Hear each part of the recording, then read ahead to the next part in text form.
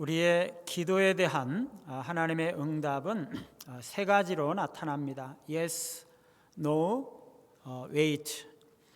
그래, 우리가 하나님 앞에 기도하면은요, 그래, 안 된다, 기다려라, 이 세 가지죠.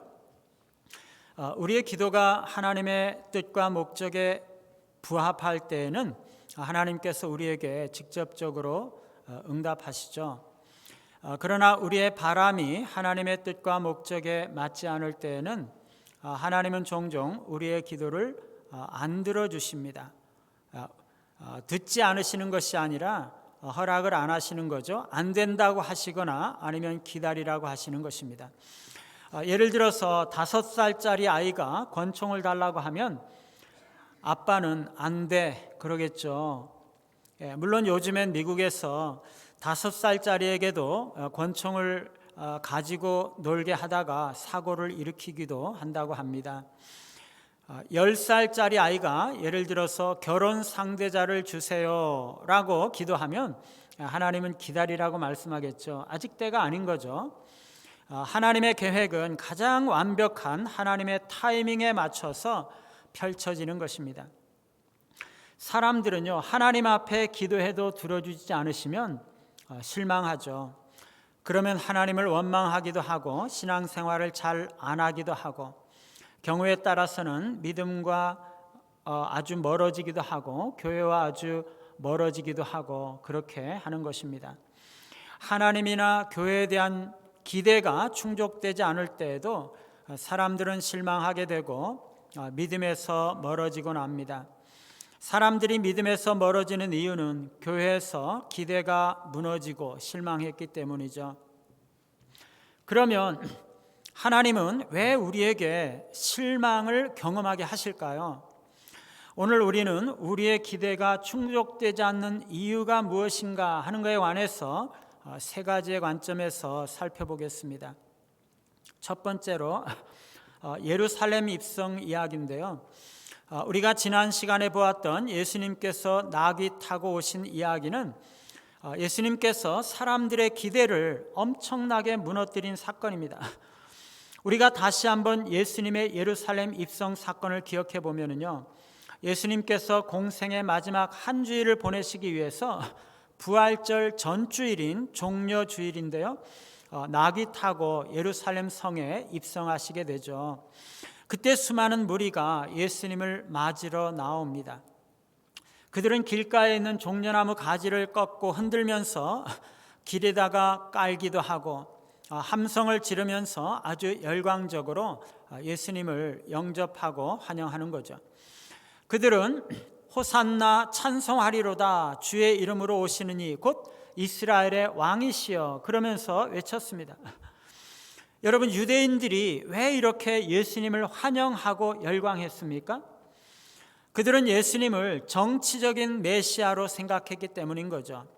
과거에 마카비가 헬라와의 전쟁에서 이기고 승리의 입성을 할 때 백성들이 종려나무 가지를 흔들면서 환영했던 것처럼 지금 군중들은 예수님께서 예루살렘 성에 입성하실 때 마치 마카비 장군과도 같이 로마와 싸워서 로마로부터 유대인들을 해방시켜줄 그런 메시아라고 생각하고 그것을 기대하면서 예수님을 환영하고 환호하고 있는 것이죠. 호산나 주의 이름으로 오시는 이 곧 이스라엘의 왕이시여, 이게 무슨 뜻입니까? 메시아여, 이게 지금 예수님을 메시아라고 인정을 하고 있는 거거든요. 메시아여, 호산나, 지금 구원하소서. 지금이 바로 로마로부터 나라를 구원할 때입니다. 지금 우리를 구원해 주십시오. 백성들이 지금 그렇게 외치고 있는 거죠. 백성들은요, 예수님을 정치적인 해방자로 기대하고 있는 것입니다. 로마의 압제에서부터 유대 나라를 해방시키고 가난에서 벗어나게 해줄 그런 해방자를 기대하고 예수님을 맞아들이고 있는 것이죠. 그런데 예수님은요, 전혀 다른 의미로 지금 예루살렘에 입성하고 계시거든요. 지금 예수님은 군마가 아니라 나귀 타고 입성하고 있는 것입니다. 그것도 나귀 새끼를 타는 거죠. 군마는요, 키가 2m가 넘고 아주 커서 그것을 타면 사람들이 다 우러러봐야 되고 아주 위험이 있거든요. 그런데 나귀 새끼는요, 개보다 조금 클까? 송아지보다도 아마 작을 것 같아요. 어른이 타면 발이 땅에 닿을 정도로 아주 볼품이 없거든요. 예수님께서 그 나귀 새끼를 타고 입성하시는 것을 만약에 우리가 직접 본다고 한다면 아마도 이건 무슨 애들 장난인가 뭐 그랬을 거예요. 너무나 어설프고 볼품이 없는 거죠. 예수님께서 왜 이렇게 나귀 새끼를 타고 입성하시는 건가요? 겸손하신 평화의 왕이시기 때문이죠. 백성들은요, 메시아가 와서 위대한 장군으로 로마를 정복하기를 바랐는데 예수님은 평화를 상징하는 나귀를, 그것도 나귀 새끼를 타고 오시고 계시는 것입니다. 그러면서 백성들의 기대를 여지없이 무너뜨리고 있는 거죠. 이제 메시아가 오면 나라를 해방시킬 것이다. 그런 기대는 이제 완전히 박살나고 있는 거죠. 이제 메시아가 오면 잘 먹고 잘 살게 될 것이다. 그런 기대는 산산조각 나고 있는 것입니다. 왜 그렇습니까? 그거는요, 잘못된 기대였기 때문이에요. 잘못된 기대였기 때문에 예수님은 그 기대를 무너뜨리고 계시는 것이에요. 예수님은요, 나라를 정치적으로 군사적으로 해방시킬 구세주가 아닙니다. 예수님은요, 경제적으로 부강하게 해줄 구원자가 아니에요. 예수님은요, 단지 이스라엘만을 위한 구원자가 아니라 온 세상의 구원자, 온 인류를 구원할 메시아이신 거죠.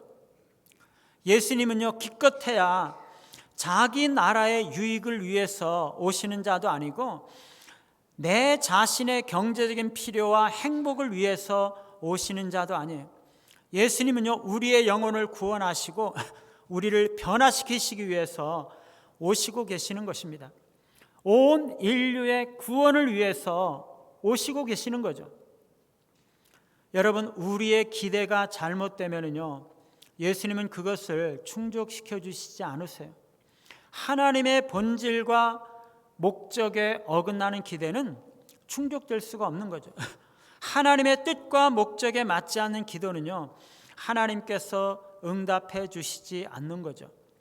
우리가 사람들과의 관계 속에서 어려움이 생기면 사람들은 대개 하나님, 저 사람 좀 변화시켜 주세요. 그렇게 기도합니다.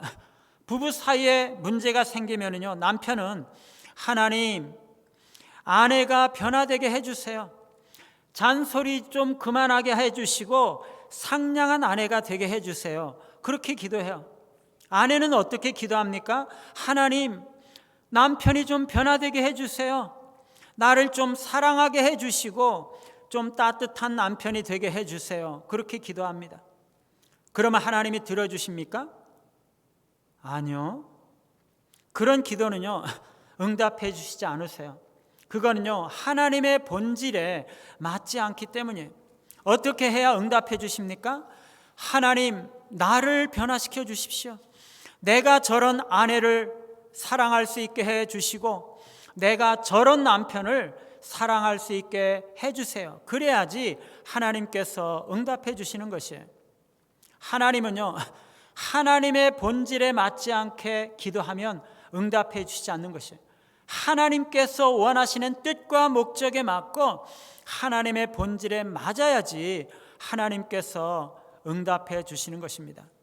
우리가 아무리 많은 기대를 가지고 있을지라도 그 기대가 하나님의 본질에 맞지 않는다면 그 기대는 충족되지 않고 그런 기도는 응답되지 않는다는 것이에요. 두 번째로, 예수님을 만나러 온 헬라인들입니다. 하나님께서 하나님 앞에 실망하는 또 다른 이유는요, 영광과 성공과 행복에 대한 이해가 잘못되어 있기 때문이에요. 오늘 본문에 보면 유월절 명절을 지키기 위해서 온 사람들 중에 헬라인들이 있었어요. 헬라인, 곧 그리스도인으로서 유대교로 개종한 사람들을 말하죠. 이들이 예수님을 뵙고 싶어서 빌립에게 다가오는데 빌립과 안드레는 이 요청을 예수님께 전달하죠. 헬라인들, 즉 이방인들이 예수님께 왔다는 사실은요, 예수님과 제자들에게 감동을 줄 수 있어요.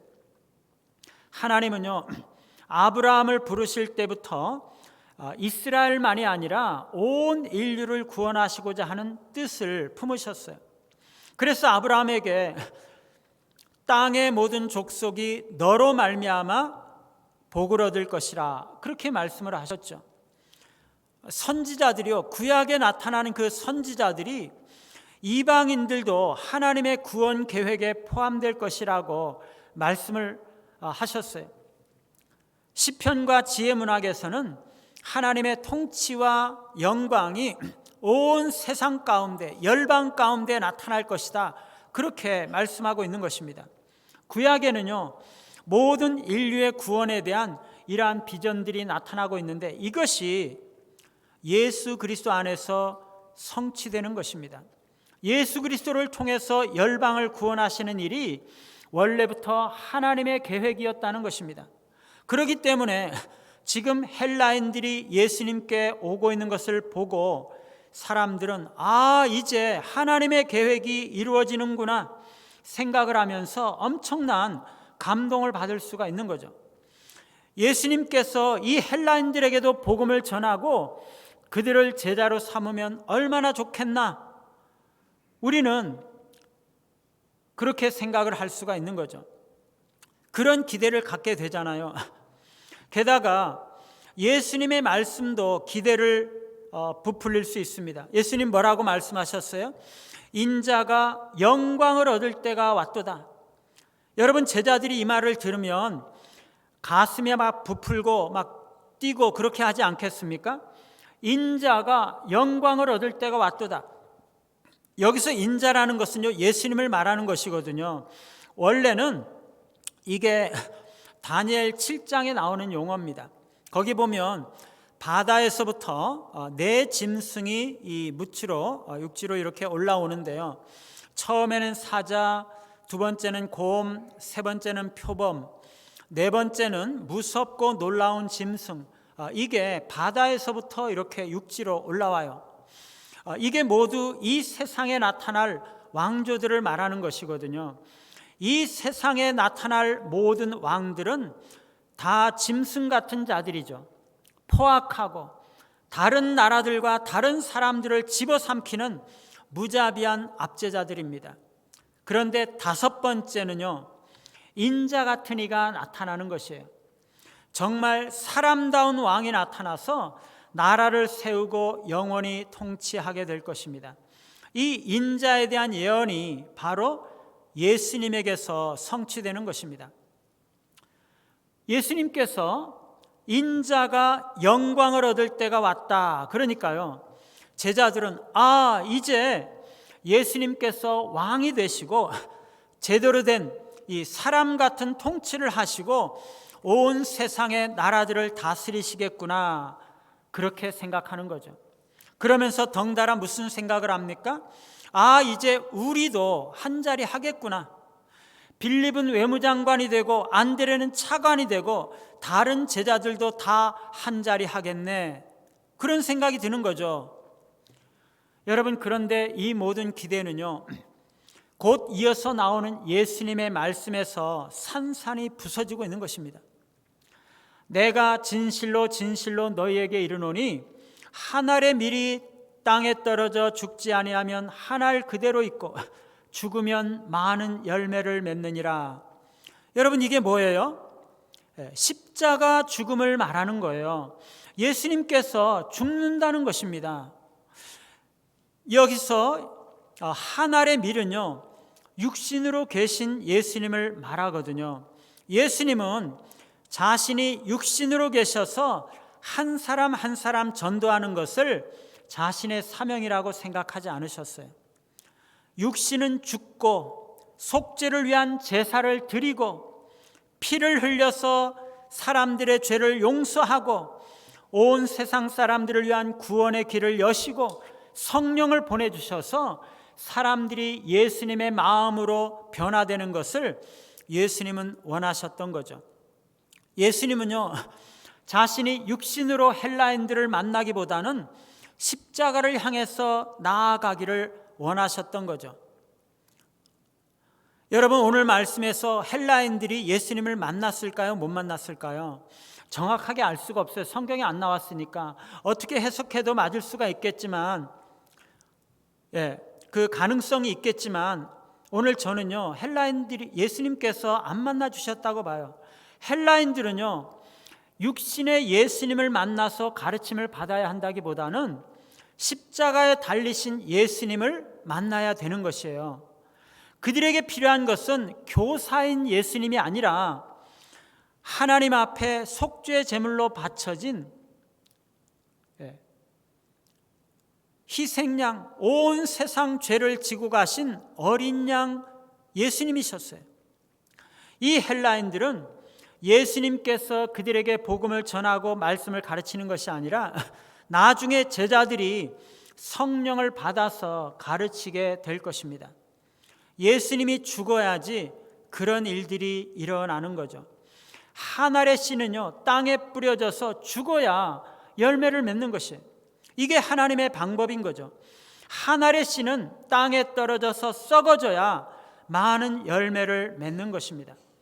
예수님은 십자가에서 죽어야 많은 열매를 맺으시는 것입니다.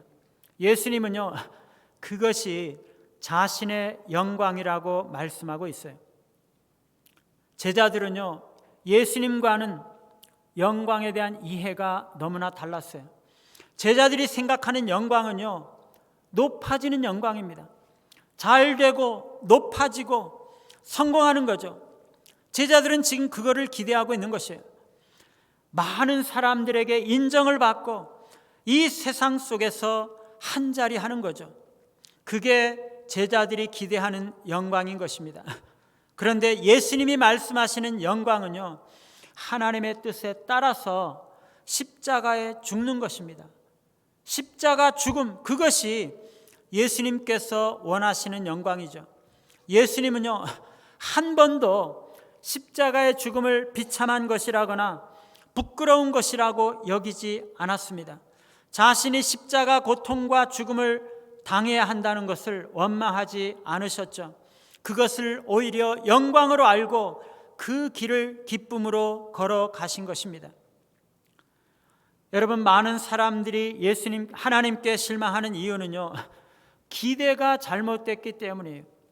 하나님의 방법을 모르기 때문에 잘못된 기대를 갖는 것입니다. 사람들은요, 영광을 바라죠. 그런데 하나님의 방식은 십자가 뒤에 영광이 오는 것이에요. 죽음 뒤에야 영광이 오는 것입니다. 우리가 죽지 않고 영광을 얻을 수 있다고 생각하는 것은요, 전부 다 거짓말이에요. 사람들은요, 축복을 바라지만 거기에는 십자가가 없어요.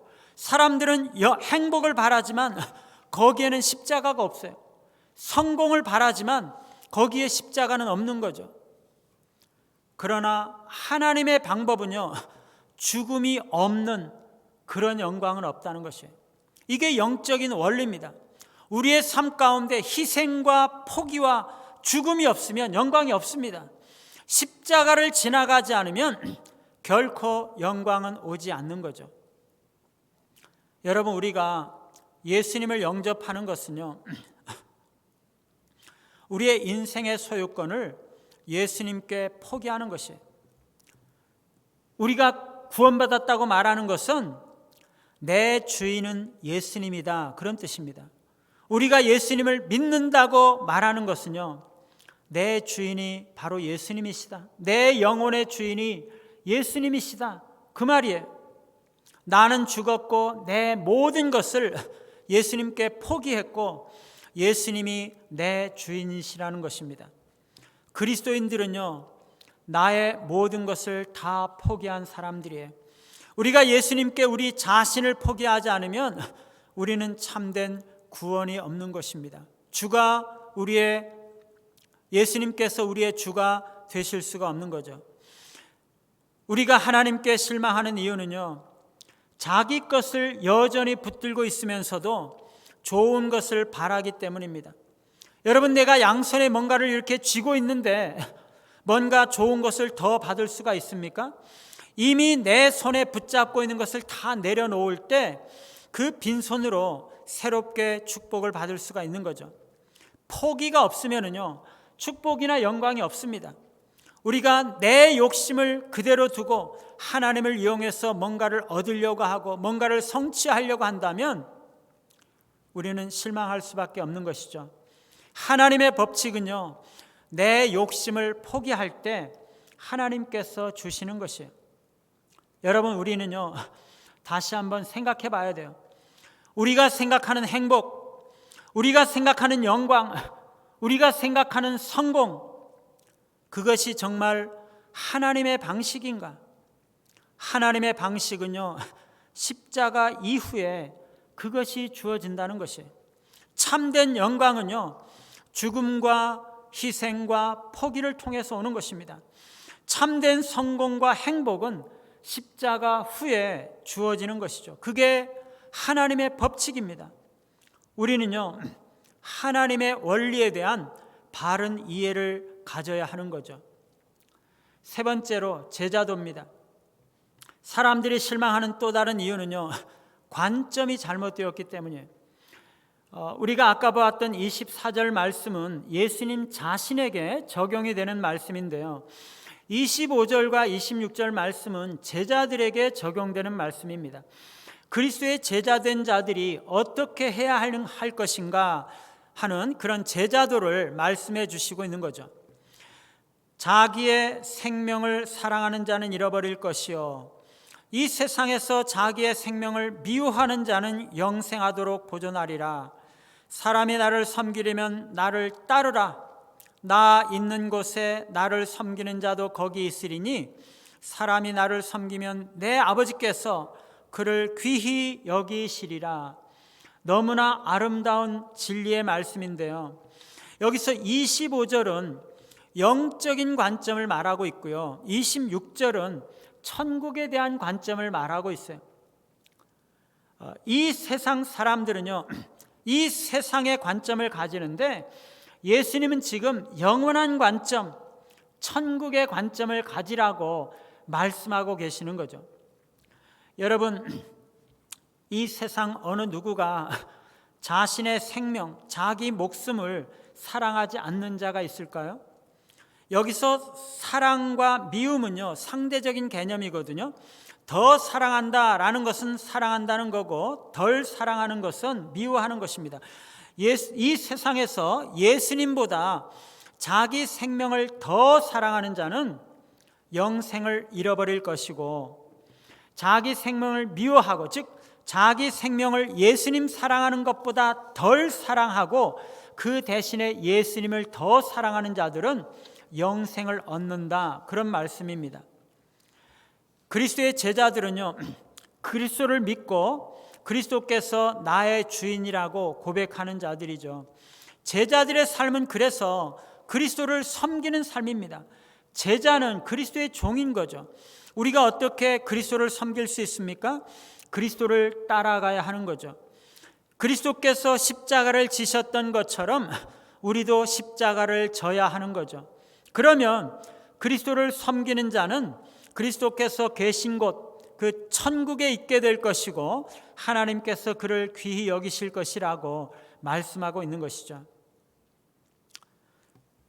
십자가를 지고 가는 것이 예수님을 섬기는 사람의 특징인 것입니다. 십자가는요, 자신의 죽음을 말합니다. 나의 모든 욕망과 욕심이 죽어야 되는 거죠. 내 야망이 죽어야 되는 것입니다. 자기 야망을 가지고 있는 자는 주님을 섬길 수가 없는 것입니다. 우리 안에, 우리 마음 속에 십자가가 있어야 하는 거죠. 내 모든 자랑이 사라지고 예수님만이 내 자랑이 되어야 하는 거죠. 사람들은요, 다 잘 되고 싶어 하고, 다 높아지고 싶어 하고, 다 권력을 얻고 싶어 하고, 다 축복받고 싶어 해요. 이 세상에서 이런 모든 것들을 다 누리고 싶어 하죠. 그게 자기 생명을 사랑하는 것이에요. 자기 생명을 사랑한다는 것은요, 이 세상에서 자신의 생각대로, 자신의 욕심대로 부와 명예와 지위, 권력과 세상 자랑을 이루기를 원하고 소원을 이루기를 원한다는 것입니다. 이 세상에서 그런 모든 것들을 다 가지고 싶어 한다는 것입니다. 그러나 하나님은요, 이 세상에 별로 관심이 없어요.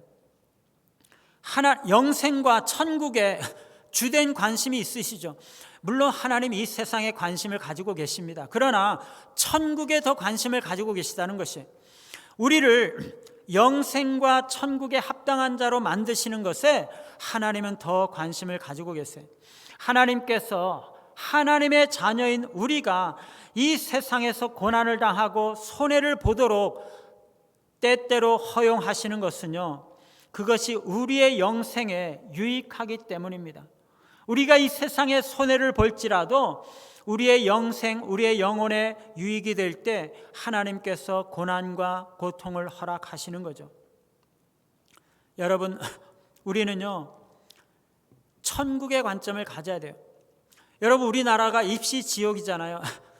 대학을 어디에 나왔느냐 하는 것이 일생을 좌우한다고 생각하기 때문에 고등학교만 되면은요, 특히 고2, 고3 이렇게 되면 공부에 헌신의 힘을 다해서 아주 그냥 몰입하게 됩니다. 모든 친구들도 안 만나고 그냥 공부에 그냥 집중해서 몰입하게 돼요. 그래야지 좋은 대학, 자기가 원하는 대학에 갈 수가 있기 때문이죠. 그래서 2, 3년 동안 집중해서 공부하면 일생을 좌우하게 된다라고 생각을 하는 것입니다. 여러분, 우리가 이 땅에서 살아도 70, 80인데요. 그동안 집중해서 잘 살면 영원한 삶을 좌우하는 것입니다. 여러분, 이 땅에서 살아가는 인생, 짧은 그 인생 가운데 그 동안에 이 땅에서 얼마나 잘 사느냐 하는 것이 중요한 것이 아닙니다. 그건 너무나 짧습니다. 천국에서 행복하게 영원히 잘 사는가 하는 것이 중요한 것입니다.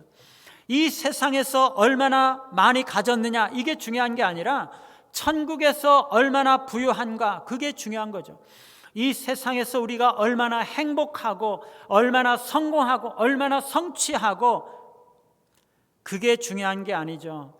천국에서 우리가 얼마나 영광스럽게 살아가느냐 그게 중요한 것입니다. 이 세상에서 하나님께 실망하는 사람들은요, 세상의 관점을 가지고 있기 때문에, 세상에 있는 것들이 중요하다고 생각하기 때문에, 참된 성도들은요, 세상의 관점, 이 땅의 관점이 아니라 영원의 관점, 천국의 관점을 가져야 되는 거죠. 그런 관점을 가지면 우리가 이 세상에서 실망할 일이 없습니다. 사랑하는 여러분, 혹시 여러분 가운데 실망을 경험하신 분들이 있습니까? 혹시 내 기대가 잘못된 것은 아닌가 생각해 보시기 바랍니다. 혹시 내가 희생을 거부하고 영광과 성공을 꿈꾸고 있지는 않은가 생각해 보셔야 되는 것이, 혹시 내가 이 세상에서 모든 것을 다 가지려고 생각하고 있지는 않은가 자신을 돌아봐야 하는 거죠. 우리가 드리는 기도가 하나님의 성품과 하나님의 방식에 맞는 것이면 하나님은 분명히 응답해 주실 것입니다. 하나님께 바른 기대를 가지시고 바른 기도를 드리심으로써 하나님께 응답받는, 그래서 풍성한 삶을 사시는 우리 모두가 되시기를 간절히 바랍니다.